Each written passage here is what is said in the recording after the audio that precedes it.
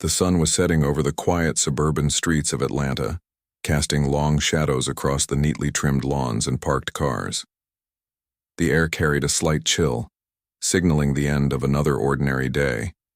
For most people, it was just like any other evening, kids playing outside, neighbors chatting on their porches, and the distant hum of traffic filling the background. But for one woman driving home from her weekly grocery run, this night would turn out to be anything but ordinary.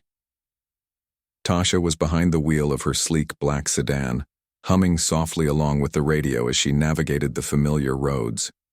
She wasn't flashy or loud. If anything, she preferred to blend into the crowd. Despite holding one of the highest positions in federal law enforcement as the youngest ever director of the Drug Enforcement Administration, DEA, Tasha lived modestly. Her job came with immense responsibility, but she didn't let it define her personal life. To anyone passing by, she looked like any other hard-working professional heading home after a long day. As she turned onto a quieter street, Tasha noticed a police cruiser pulling up behind her. At first, she thought nothing of it. Maybe the officer was responding to a call or simply patrolling the area. But when the flashing blue and red lights lit up her rearview mirror, her stomach dropped slightly. Pulling over, she rolled down her window and waited patiently, her mind already racing through possible reasons for the stop. "Good evening, ma'am," the officer said as he approached her car, his voice firm but not unkind. He was young, probably new to the force, with an eager glint in his eyes that suggested he wanted to make an impression. "Do you know why I pulled you over?" Tasha shook her head calmly. "No, sir, I don't believe I do." The officer gestured vaguely toward the back of her car. "Your taillight appears to be out. Did you know about that?" Tasha frowned slightly. Out of habit, she always kept her car in top condition. A broken taillight? That didn't sound right. Still, arguing wouldn't help. "I'll get it." "Checked as soon as I can," she replied politely, handing over her license and registration when he asked. While the officer returned to his cruiser to supposedly check her information, Tasha couldn't shake the feeling that something was off. Sure, traffic stops happened all the time, but there was something about this particular interaction that felt forced. Maybe it was the way the officer seemed overly focused on her car, circling it slowly while pretending to inspect it, or maybe it was the tension in his posture, like he was trying too hard to appear casual. Back in his patrol car, the young officer, let's call him Greg, wasn't thinking about taillights anymore. His initial plan had been simple: pull someone over, issue a routine ticket, and chalk it up as another productive shift. But as he glanced at Tasha's driver's license, a thought crept into his mind. What if this could be more than just a routine stop? What if it could be the big break he'd been waiting for? Greg had heard rumors floating around the precinct about a suspected drug operation in the area. There were no concrete leads yet, but everyone was under pressure to deliver results. And now, sitting here staring at Tasha's name and photo, Greg convinced himself that fate had handed him an opportunity. She fit the vague description of a suspect mentioned in a recent tip-off: a black woman driving a dark-colored sedan. Never mind that thousands of people could match that description. Never mind that she seemed calm and cooperative during the stop. In Greg's mind, doubt became certainty, and certainty bred action. Reaching into his pocket, Greg pulled out a small plastic bag containing white powder, a prop he'd brought along just in case. It wasn't uncommon for rookie cops to carry such items, often used during training exercises. But tonight, Greg decided to use it for something far more sinister. As he walked back to Tasha's car, his pulse quickened. This was reckless, yes, but also thrilling. If he played his cards right, he could walk away from this stop hailed as a hero. When Greg asked Tasha to step out of her vehicle, she complied without hesitation. She knew better than to argue, especially given her position. But as he began searching her trunk, she couldn't ignore the sinking sensation in her gut. Something wasn't adding up. Why was he taking so long? Why did he seem so fixated on every little detail? And then it happened. Greg straightened up suddenly, holding the plastic bag aloft like some kind of trophy. "Ma'am, I'm going to need you to come with me," he announced, his tone shifting from polite to accusatory. "We found narcotics in your vehicle." For a split second, Tasha just stared at him, stunned. Then, almost instinctively, her expression hardened. There was no panic, no pleading, just icy resolve. "Officer," she said evenly, her voice cutting through the tension like a knife, "you've made a grave mistake. You might want to reconsider before things get messy, for both of us." Greg froze, momentarily thrown off balance by her composure. Most people would have crumbled under such accusations, stammering excuses or bursting into tears, but not Tasha. There was something about her, something commanding, that made him question whether he'd bitten off more than he could chew. The officer stood there, gripping the small bag of white powder like it was a lifeline. His voice had faltered for just a second when Tasha spoke, but he quickly tried to regain his composure. "Ma'am," he said, clearing his throat, "I'm just doing my job here. This is evidence, plain and simple." Tasha didn't flinch. She crossed her arms and tilted her head slightly, studying him with an intensity that made him shift uncomfortably. It wasn't anger she was showing, more like icy calmness, the kind that could cut through any facade. "Evidence?" she repeated, letting the word hang in the air. "You're telling me you found evidence in my car? Let's think about this for a moment. I've been driving this sedan for 3 years. Do you really believe I'd leave something like that lying around in plain sight?" The officer opened his mouth to respond but hesitated. He hadn't planned for someone so collected. Most people would have panicked by now, maybe even started crying or pleading their innocence. But Tasha wasn't playing into his script. Instead, she was taking control of the situation, turning the spotlight back on him. "Let me ask you something," she continued, her tone still measured but laced with authority. "When exactly did you say you saw this supposed evidence? Was it before or after you searched my trunk?" Her question caught him off guard. He hadn't expected her to challenge him so directly. For a brief moment, doubt flickered across his face. Had he slipped up somehow? No, he told himself. He had followed the plan perfectly. He planted the drugs while pretending to look through her groceries, making sure no one else was watching. There was no way she could know what he'd done. But then again, how could she remain so calm if she were guilty? He shook his head, trying to push those thoughts aside. "Look, ma'am, I don't know what you're trying to suggest, but this isn't some game. You're under arrest." He gestured toward his patrol car as if to emphasize the seriousness of the situation. Tasha let out a slow breath, almost like she was disappointed rather than scared. "All right," she said finally, holding up her hands in mock surrender. "If you insist on arresting me, fine. But let's make one thing clear. You're going to regret this decision, and not because I'll cry foul or call a lawyer. Because when the truth comes out, and it will come out, you'll realize you picked the wrong person to mess with." Her words landed like a punch. The officer blinked, unsure how to respond. On paper, he had the upper hand. He was the one, wearing the badge, the one enforcing the law. Yet standing there, face to face with this woman who radiated confidence despite being accused of a crime, he couldn't shake the feeling that he'd stepped into dangerous territory. At the police station, things moved quickly, or at least they seemed to for everyone except the officer. After cuffing Tasha and placing her in the back seat of his cruiser, he drove her to the precinct, all the while avoiding eye contact with her in the rearview mirror. Every time he glanced at her reflection, he felt a pang of unease. She sat quietly, staring out the window as though none of this mattered. Her silence unnerved him more than anything else. Once inside, the booking process began. Another officer took over, asking Tasha routine questions while jotting down answers on a clipboard.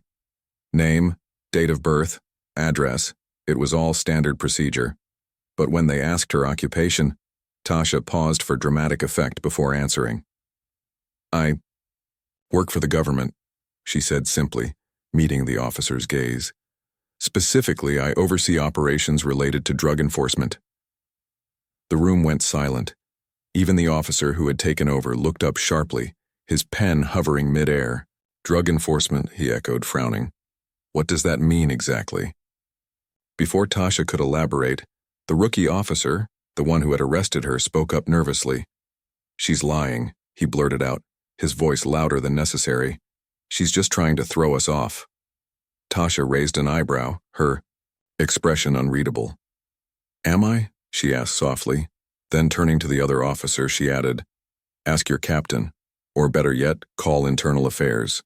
They'll confirm everything I'm saying." The tension in the room thickened. The second officer exchanged a glance with his colleague, clearly unsure what to do next. Finally, he muttered something about needing clarification and disappeared into another part of the building. Left alone with Tasha, the rookie officer shifted awkwardly from foot to foot. He wanted to say something, anything, to justify his actions, but the words wouldn't come. All he could think about was the bag of cocaine tucked safely in an evidence locker. What if she was telling the truth? What if he'd made the biggest mistake of his career? It didn't take long for the higher-ups to get involved. Within minutes, Captain Lewis stormed into the precinct, his face red with fury. He spotted the rookie officer first and marched straight over to him, ignoring protocol entirely. "What the hell is going on here?" he demanded, his voice booming through the room. "Do you have any idea who this woman is?" The rookie stammered, unable to form a coherent sentence. Behind him, Tasha stood calmly, her arms crossed as she watched the scene unfold. She didn't need to say a word. Her presence alone was enough to command attention. Captain Lewis turned to her, his demeanor softening slightly. "Director Monroe," he said, addressing her formally. "I apologize for this misunderstanding. We'll get this sorted out immediately." Tasha nodded once, acknowledging his apology without offering forgiveness. "I appreciate that, Captain," she replied evenly. "But let's be clear, this isn't just a misunderstanding. Your officer knowingly planted evidence in my vehicle. That's not just unethical, it's criminal." The weight of her words hit everyone in the room like a ton of bricks. The rookie officer felt his knees buckle beneath him. This wasn't just a slap on the wrist anymore. This was his entire career and possibly his freedom on the line. As the reality of the situation sank in, Tasha turned her gaze back to the young officer. "You had a choice tonight," she said, her voice steady but firm. "You chose to abuse your power instead of protecting it. Now you'll have to live with the consequences." And with that, she walked away, leaving behind a room full of stunned faces and one very broken man. The precinct was buzzing like a beehive after Tasha's quiet but sharp words. The rookie officer, still standing frozen in place, felt the weight of every pair of eyes on him. Some officers exchanged worried glances, while others tried to pretend they weren't paying attention. But there was no denying it, the room had shifted. What had started as a routine arrest had spiraled into something far more serious, and everyone knew it. Captain Lewis, visibly flustered, gestured for the rookie to follow him into a private office. "We need to talk," he said through gritted teeth, his voice low enough not to carry across the room but firm enough to leave no room for argument. As the door clicked shut behind them, the tension in the air became suffocating. Inside the cramped office, Captain Lewis wasted no time. "What were you thinking?" he demanded, slamming his hands on the desk. "Do you even realize who you just arrested?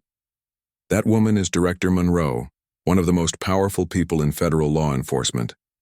You don't mess with someone like her unless you want to destroy your career and maybe your life." The rookie sank into a chair, his face pale. He opened his mouth to explain, but the words caught in his throat. How could he possibly justify what he'd done? Planting evidence wasn't just a mistake.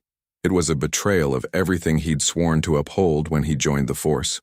And now, thanks to his reckless decision, he was staring down the barrel of consequences he couldn't even begin to comprehend. I thought," he stammered, his voice barely above a whisper. "I thought she was involved. There were rumors about a drug ring operating in the area, and her car matched the description. I didn't mean for this to happen." Captain Lewis let out a bitter laugh. "You didn't mean for this to happen? Are you kidding me? You planted drugs in her trunk. That's not a mistake, that's corruption. Plain and simple." He leaned forward, pinning the rookie with a glare that made him shrink further into his seat. "And now Internal Affairs is going to tear this department apart. Thanks to you, we're all under scrutiny." The rookie buried his face in his hands, overwhelmed by guilt and fear. He had dreamed of being a cop since he was a kid, imagining himself as a hero who protected innocent people. But somewhere along the way, he'd lost sight of why he wanted this job in the first place. Pressure from supervisors, competition among colleagues, and the constant push to prove himself had clouded his judgment. Now, he was facing the fallout of his own ambition. Meanwhile, Tasha sat calmly in another part of the station, sipping water from a paper cup. She wasn't angry. Not exactly. If anything, she seemed almost disappointed, like a teacher watching a promising student make a foolish mistake. While the officers scrambled around her, she took mental notes, observing how the situation unfolded. Every interaction, every reaction, it told her something about the culture of the department. When Captain Lewis finally emerged from his meeting with the rookie, he approached Tasha cautiously. "Director Monroe," he began, his tone apologetic, "I can't express how sorry I am for what happened tonight. This kind of behavior is unacceptable, and rest assured we'll handle this appropriately." Tasha nodded slowly, acknowledging his effort to smooth things over. "I appreciate your apology, Captain," she said, her voice calm but firm. "But actions speak louder than words. What happened tonight isn't just about one bad decision. It reflects deeper issues within your department. Accountability matters. Integrity matters. And if you want to rebuild trust not just with me but with the community, you'll need to address those problems head-on." Her words struck a chord with Captain Lewis. He knew she was right. Over the years, he'd seen too many cases where shortcuts were taken, where rules were bent or broken in the name of results. It was easier to ignore the cracks in the system than to confront them. But tonight, those cracks had widened into chasms exposing flaws that couldn't be swept under the rug anymore. "I understand," he replied, nodding solemnly, "and I promise you we'll take immediate action. This won't happen again." Tasha studied him for a moment, searching for sincerity in his expression. When she was satisfied, she gave a small nod. "Good. Because this isn't just about me, and people look to you, all of you, to protect them, to serve them fairly. If you lose their trust, you've failed at your job." With that, she stood up, ready to leave. But before she walked out the door, she paused and turned back to Captain Lewis. "One last thing," she said. "Internal Affairs will likely reach out to you soon. Be honest with them. Covering up mistakes only makes things worse in the long run."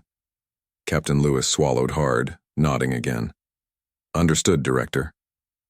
As Tasha stepped outside the precinct, she took a deep breath, letting the cool night air fill her lungs. For a moment, she allowed herself to feel relief. The ordeal was over, for her at least. But she knew the real work was just beginning for the department. They would have to reckon with what had happened tonight. Not just for her sake, but for the sake of everyone who relied on them to do the right thing. Back inside, the rookie officer sat slumped in his chair, staring at the floor. His mind raced with thoughts of what might come next. Would he lose his badge? Go to jail? The uncertainty gnawed at him, making it hard to breathe. All he could think about was how quickly everything had unraveled. One reckless decision had cost him everything, or so it seemed. Captain Lewis re-entered the room, his expression softer this time.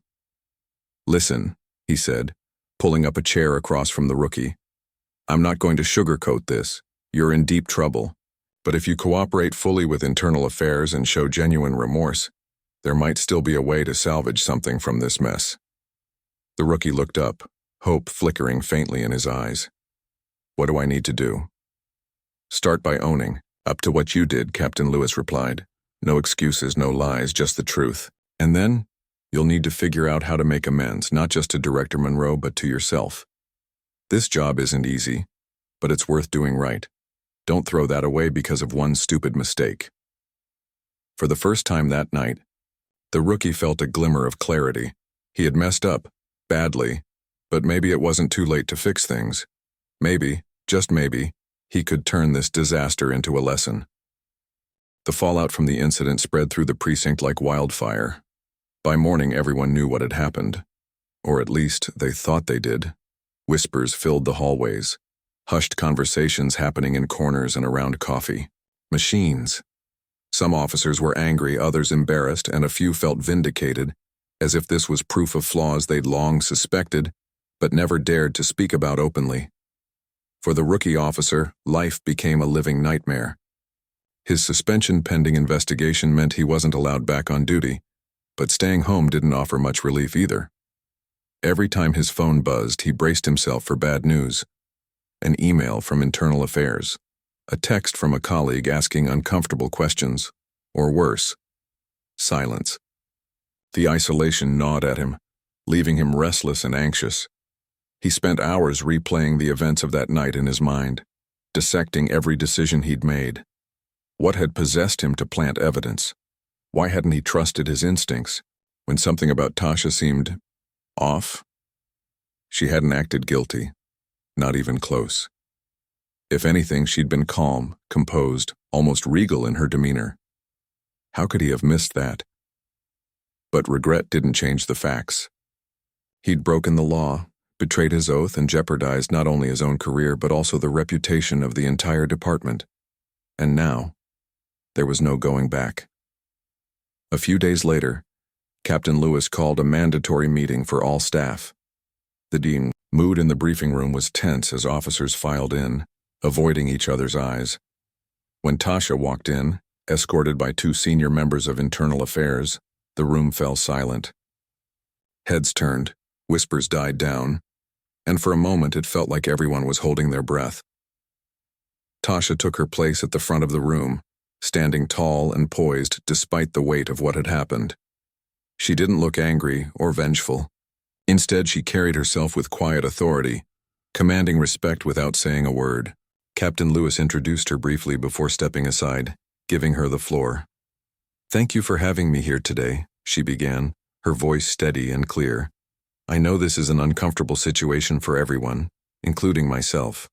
But I'm not here to point fingers or assign blame. I'm here because what happened isn't just about one person. It's about a system that allows these kinds of mistakes to happen." Her words hung in the air, heavy yet undeniable. No one dared interrupt her as she continued. "When I started my career in law enforcement, I believed in the power of this job to make a difference. I still do. But being in this position has shown me how fragile trust can be. One bad decision, a single moment of poor judgment, can undo years of hard work. It doesn't matter whether you're a rookie or a seasoned veteran. We all have a responsibility to uphold the values we swore to protect." She paused, scanning the room. Her gaze lingered on the rookie officer, who sat slumped in his chair near the back, his face flushed with shame. For a brief second their eyes met, and though she didn't say anything directly to him, her expression said enough. "You messed up. Now it's time to fix it. We talk a lot about accountability in this line of work," she went on. "But accountability isn't just about punishing people when they make mistakes. It's about learning from those mistakes and doing better next time. Trust isn't given, it's earned. And once it's broken, it takes a lot more than apologies to rebuild it." Her tone softened slightly as she added, "I'm not perfect. None of us are. But the difference between success and failure often comes down to one thing: integrity. Do the right thing, even when it's hard. Especially when it's hard." The room was completely silent now, every officer hanging on her, every word. Some nodded slowly while others scribbled notes or stared at the floor, lost in thought. Tasha's speech wasn't flashy or dramatic.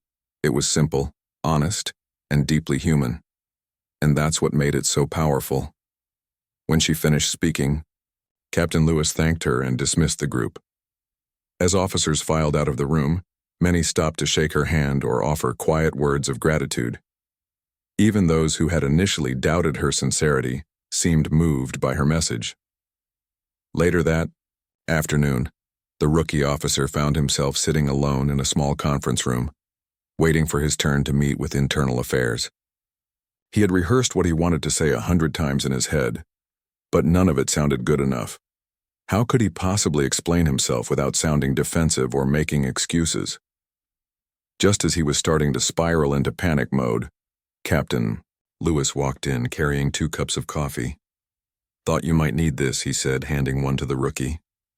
Then, pulling up a chair, he sat down across from him. "I won't lie to you," Captain Lewis said after a sip of coffee. "This is going to be tough. IA doesn't mess around and they'll want answers. But if you're honest, if you take full responsibility for what you did, you might stand a chance of salvaging your career." The rookie nodded numbly, clutching the warm cup in his hands. "I don't even know where to start," he admitted, his voice barely above a whisper. "Everything feels like such a mess." Captain Lewis leaned forward, his expression kind, but firm. "Start with the truth. That's all anyone wants to hear. Tell them why you thought planting evidence was okay, even if your reasoning makes no sense now. Let them see that you understand how wrong it was. And then, promise to do better." There was a long pause before the rookie spoke again. "Do you think Director Monroe will ever forgive me?" he asked, his voice cracking slightly. "I mean, I ruined her night, put her through all that stress. I don't know if I could forgive someone who did that to me." Captain Lewis sighed, rubbing the back of his neck. "Honestly, forgiveness isn't really the issue here. What matters is what you do next. People respect action more than words. If you show genuine remorse and commit to changing, maybe someday she'll see that you've grown. But that's not something you can rush. Focus on fixing yourself first." The rookie nodded slowly, absorbing the advice. For the first time in days, he felt a flicker of hope. Maybe he couldn't undo what he'd done, but he could try to make things right. And that, he realized, was the only way forward. Weeks passed, and the weight of the investigation began to take its toll on the rookie officer. Each day felt like a lifetime, as he waited for internal affairs to finish their review. The process was grueling, endless questions, rehashing details. He'd rather forget, and confronting the reality of his actions over and over again. But what haunted him most wasn't the fear of losing his badge or facing legal consequences. It was the shame. The crushing realization that he had betrayed not just the department but also himself. He spent hours staring at the ceiling late at night, replaying Tasha's words in his mind. "Do the right thing, even when it's hard." Those simple sentences echoed like a mantra, forcing him to face the truth about who he had become. Somewhere along the way, he had lost sight of why he joined the force in the first place. He hadn't set out to be corrupt or reckless. He just wanted to prove himself, to make an impact. But instead of earning respect through integrity, he had tried to cut corners, and look where that had gotten him. Desperation drove him to act. One afternoon, after days of soul-searching, he decided to reach out to Tasha directly. It wasn't easy.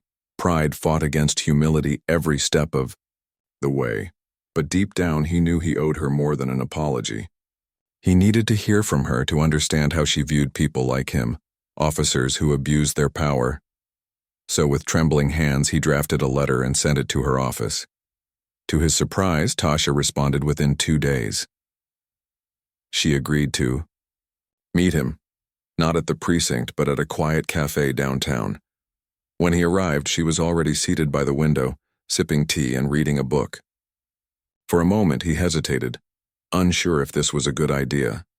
What could he possibly say to someone he had wronged so deeply? But then she looked up, caught his eye, and gestured for him to sit. "I wasn't sure you'd come," she said simply, closing her book and setting it aside. Her tone wasn't cold, but it wasn't warm either. Neutral, professional, exactly what he deserved. "I wasn't sure I should," he admitted, sliding into the chair across from her. "But I needed to talk to you, to explain." Tasha studied him for a moment, her expression unreadable. Then, with a small nod, she said, "All right, explain." He took a deep breath, steadying himself. "First, I want to apologize. Not because I think it'll fix anything, but because I owe you that much. What I did, planting evidence, it was wrong. There's no excuse for it. I let ambition cloud my judgment, and I hurt someone who didn't deserve it. You didn't deserve it." For a long moment, Tasha didn't respond. She simply watched him, her gaze steady and unflinching. Finally, she spoke. "Why did you do it?" The question hit him like a punch to the gut. Why had he done it? He had asked himself the same thing countless times, but hearing it from her made it feel raw and real. I don't know what I thought, he admitted, running, a hand through his hair. I wanted to prove myself. Everyone talks about making big arrests, solving cases, being the hero. I guess I got caught up in all that. I convinced myself that if I found something, anything, it would mean I was doing my job well. And when you realized I didn't fit the profile? Tasha pressed gently. When you saw that I wasn't guilty? He swallowed hard, guilt washing over him.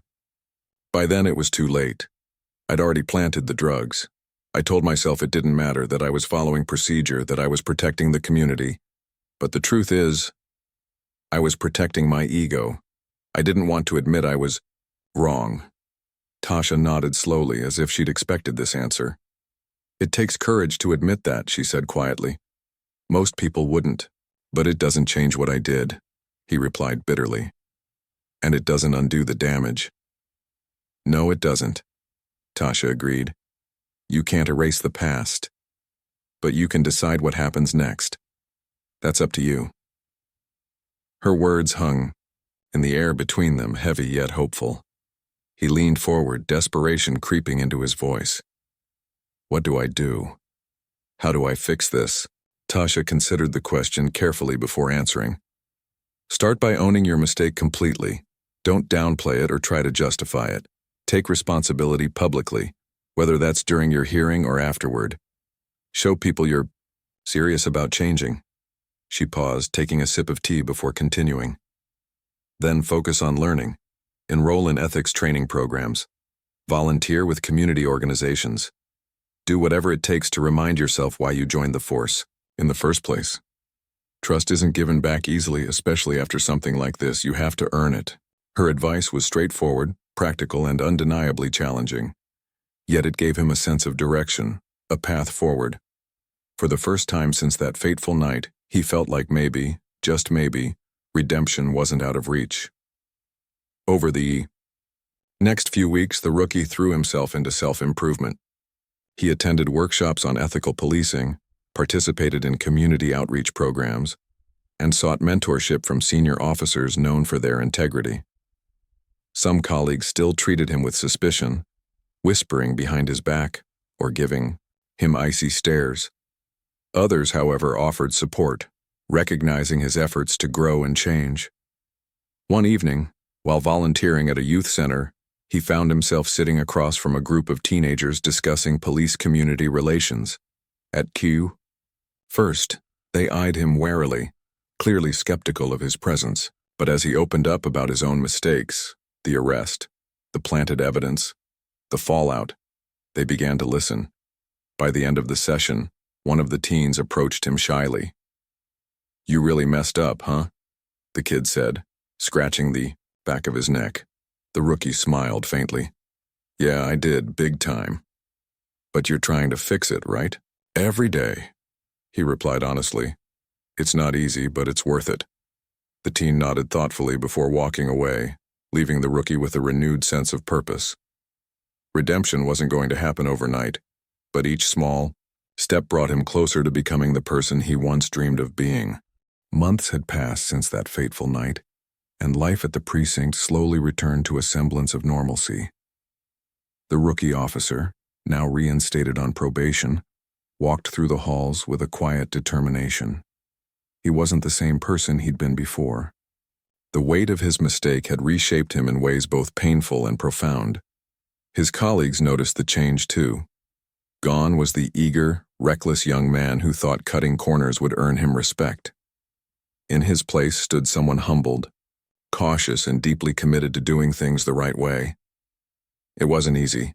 Every day felt like walking a tightrope. Some officers still treated him with suspicion, their trust eroded by his actions. Others, however, saw his efforts to rebuild himself and offered encouragement. You're not defined by your worst moment, one veteran cop told him during a rare heart-to-heart conversation, but you are defined by how you rise from it. The odd rookie clung to those words, repeating them to himself whenever doubt crept in. Rise. That's what he intended to do. And while forgiveness from others came slowly, he focused on earning it through consistent action, rather than expecting it overnight. At the DEA headquarters, Tasha continued her groundbreaking work, pushing for reforms that addressed systemic issues within law enforcement. She often reflected on the incident with the rookie officer, not out of anger or bitterness, but as a reminder of the complexities of human nature. People weren't inherently good or bad. They were shaped by choices, pressures, and circumstances. What mattered most was whether they chose to learn from their mistakes. Occasionally, she heard updates about him through mutual connections. Word spread that he was volunteering at community centers, participating in ethics training programs, and even mentoring new recruits on the importance of integrity.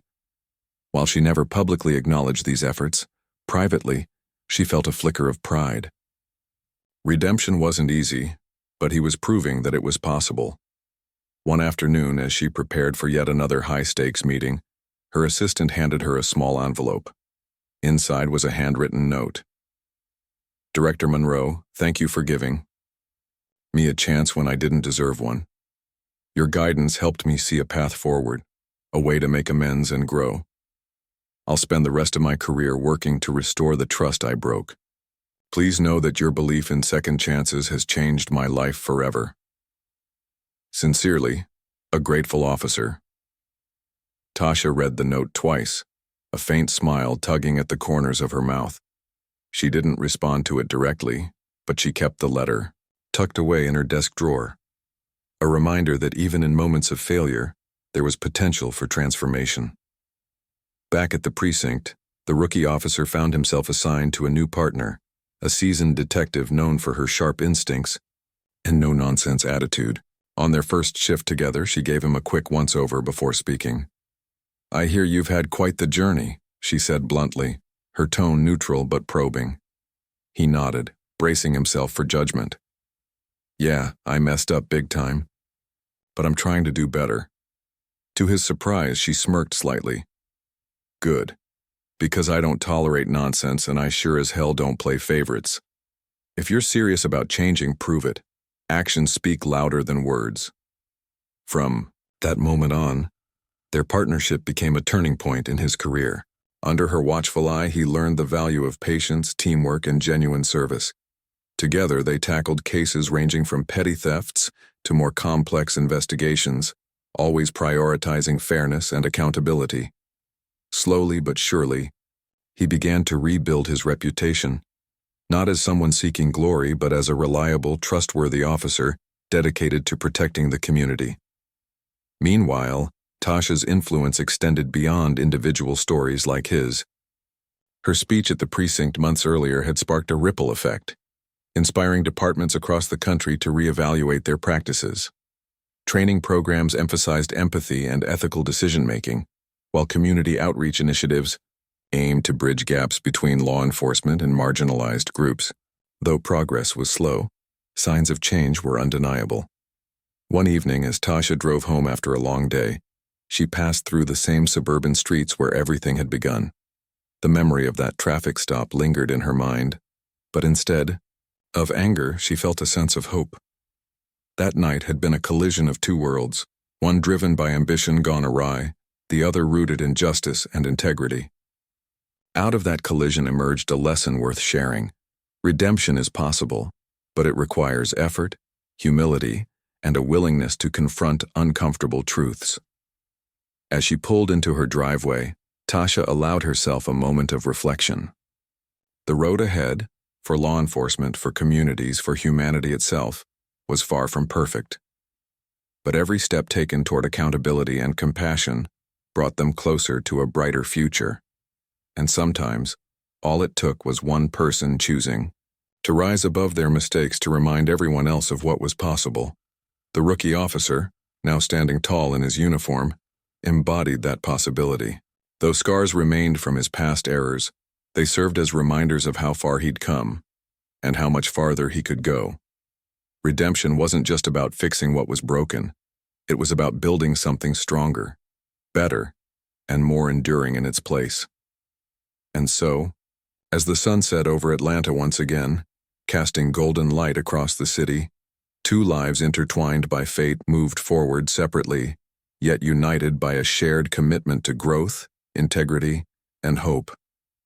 Their story was proof that even in the darkest moments, people are capable of change, and that change, no matter how small, can spark a ripple effect far greater than anyone might imagine.